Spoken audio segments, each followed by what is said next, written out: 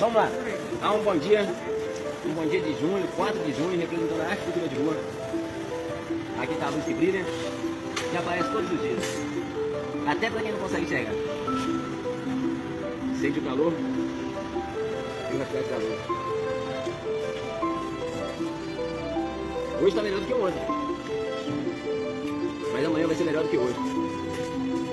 Olha o pensamento do otimismo.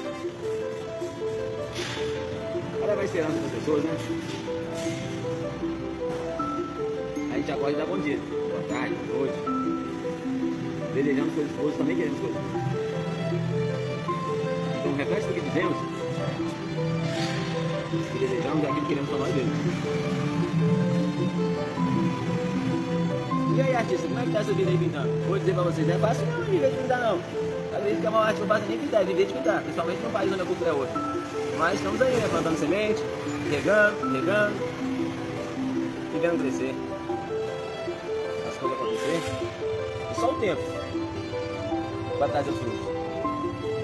Então a mensagem é, não se apresse não, só plante e há de chegar o dia da colheita.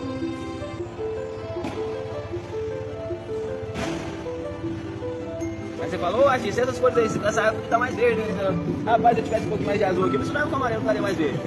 Mas é a condição que eu me encontro. Eu vou reclamar? Eu acho que não. Porque isso também me faz aprender. Então estamos aí, fazendo arte cultura de rua, pintando. Aí eu vou falar pra vocês o que é. Eu sou Júlio, né? Vivo de pintar, amo o que faço. E consegui pegar pra fazer isso.